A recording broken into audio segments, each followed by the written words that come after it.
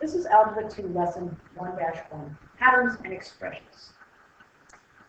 Vocabulary. Make sure you copy this vocabulary into your notes carefully and pay attention to it because it will come up again and again throughout the year. Quantity. Quantity is anything that can be measured or counted, like feet, books, temperature, grades, etc. A constant is a quantity whose value does not change. For example, $1 will always be $1. $1 is $1 is $1. 100 pennies in $1, that's the way it is. It is constant. It's not changing. Whereas your temperature would change. Temperature today is probably going to be a little bit different than the temperature tomorrow, or the temperature a couple of hours from now. A variable is a symbol, usually a letter, that represents one or more numbers. Variables you need to be careful with because you cannot use certain things. Be careful with your variables. If you use variables such as a T, make sure it has a tail on it. Avoid an S, don't use O's, and don't use lowercase i's. But you can use N's. X's, make sure they don't look like multiplication symbols, even though we rarely use an S as a multiplication symbol once we get to Algebra 2. A numerical expression is a mathematical phrase that contains numbers and operation symbols, such as 6 plus 3, that's a numerical expression. Okay. 4 minus 7 is a numerical expression.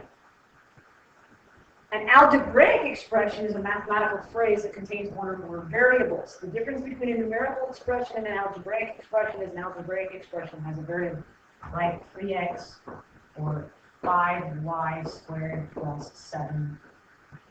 It's an interesting looking t. Okay.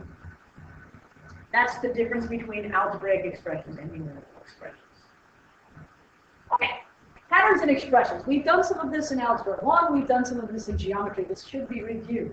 In fact, this first chapter is mostly reviewed for Algebra 2. When you look at patterns, you can see that patterns can be represented by diagrams, words, numbers, or algebraic expressions. Let's look at these patterns right here.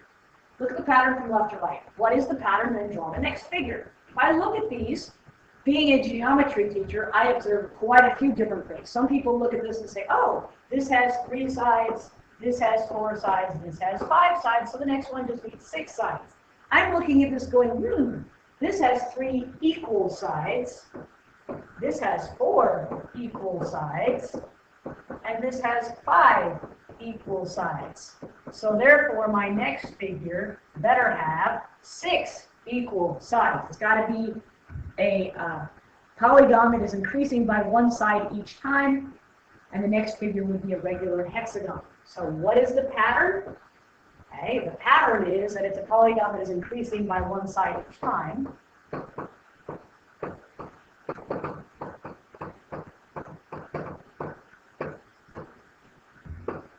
going to put equal side each time. So my next figure would be an equilateral hexagon, and I am absolutely terrible at drawing equilateral figures, so I'm going to use the smartboard to do it for me, and there I have my equilateral hexagon. Okay. Tables. Other than diagrams, tables are also useful to organize data and determine patterns.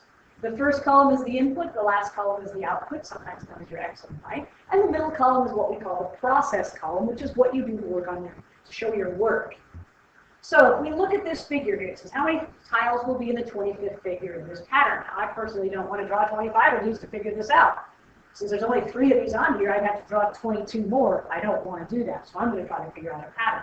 So I'm going to call this figure number 1. This will be, whoops, here, I'm going to do that. This will be figure number 1, this will be figure number 2, and this will be figure number 3.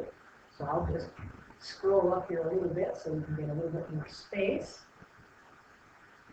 Figure 1, figure 2, and figure 3. And the number of squares, there are 4 squares in this one, 6 squares in this one, and 8 squares in this one. So there's 4, there's 6, there's 8. And you might be looking at this going, okay, how do I get... Because what you want to do is you want to try to see if you can figure out a pattern from the figure number to the number of squares so that you're not having to draw all these figures. Because you might say, well, this is 2 greater, and this is 2 greater, but that means I'm going to have to keep going and draw the 22 figures in front of it. I don't want to do that. I want to see if I can figure out a pattern. I know 2 has got to be in this because I've noticed that right here. So what I can do is, I know this from geometry, what we learned in geometry last year. If there's a constant difference between my last column here, I'm going to take my first column, and if I multiplied every number by that constant difference, this would be 2. 2 times 2 is 4. 2 times 3 is 6. How do I get from 2 to 4? I have to add 2. How do I get from 4 to 6? How do I get from here to here? I would have to add 2. I would have to add 2. I would have to add 2. That seems to be more of a constant thing. So if I took my figure number and I multiplied it by 2, and then I add 2, I get to my number of squares. My second figure, 2 times 2 plus 2, 4 times 2 is 6. Okay, 2 times 3 plus 2. Okay, 2 times 3 is 6, 6 plus 2 is 8. So on my nth figure, I'm going to do 2 times n plus 2. Okay, that's my process column, and that would be my number of squares, 2n plus 2. So if I have 25 figures, it says what's going to be the number in the 25th figure. So the 25th figure here, I'm going to do 2 times 25 plus 2, which makes it 52. So there will be 52 squares in the 25th figure, and I didn't have to draw all of them to figure it out.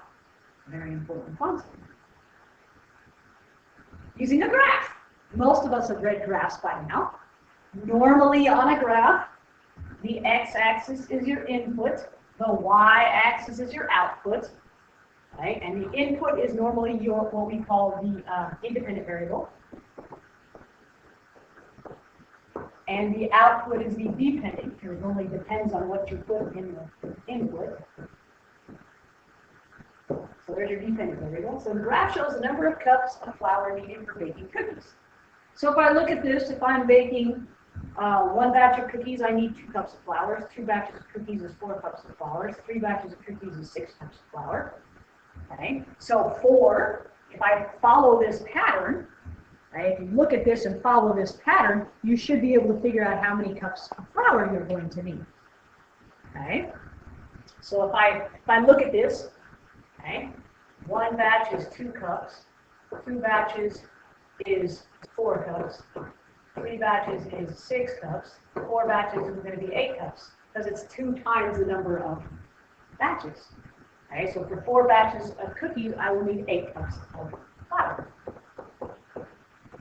Okay, for 30 batches of cookies, then I'm going to need 30 times 2, which is going to be 60 cups of flour. It's a lot of flour. It's a lot of cookies too. Okay, so how many cups of flour are needed for n batches of cookies? Remember, what did I say? If we looked at if we made a little table, okay, this is the number of batches, and this is the number of cups of flour. So batches and flour. 1 batch was 2 cups of flour, 2 batches was 4 cups of flour, 3 batches was 6 cups of flour. So n batches is going to be 2n, because you're just multiplying it by 2. So for n batches of cookies, I'm going to need 2n cups of flour. Simple as that. And the last thing for this lesson is being able to find a pattern and give the next 3 numbers. Very typical types of questions that you'll see on SAT tests as well. They love to do this type of identify the pattern and find the next 3 numbers or find the next number in the pattern. Okay? So if I look at this, if I'm going to identify from 1 to 4, I'm going up by 3. Okay, and that doesn't seem to follow suit, because then it would be 7, and it doesn't do that, so I'm going to multiply by 4. 4 times 4 is 16. 16 times 4 is 64, so I figured out my pattern. My pattern is each term is 4 times the previous term. Okay, so that's my pattern. Each term is 4 times the previous term.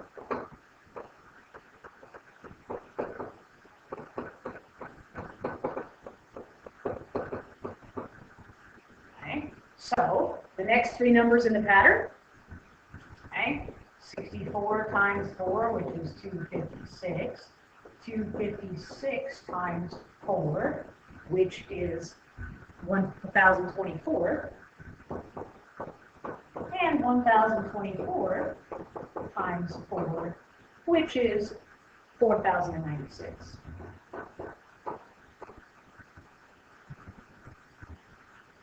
Let's look at number 2 here.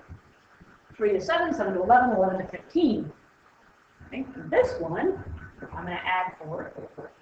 7 plus 4 is 11, 11 plus 4 is 15. So we're going to add 4 to each term. Each term is 4 larger than the previous term, not 4 times. Okay, is 4 more than the previous term. So each term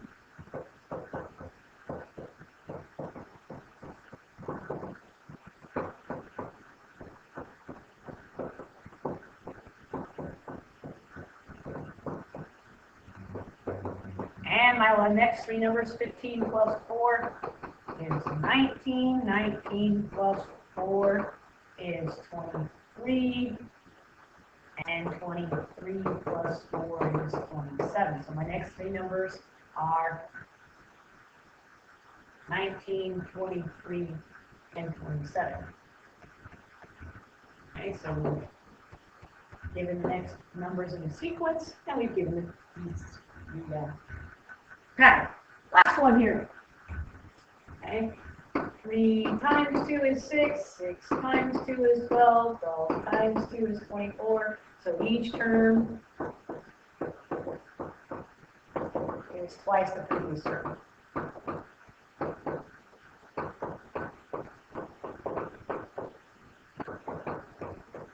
So 24 times 2 is 48. 48 times 2 is 96. 96 times 2 is 192. And there you have it. You have the pattern and the next 3 terms in the sequence. And this is all of lesson 1-.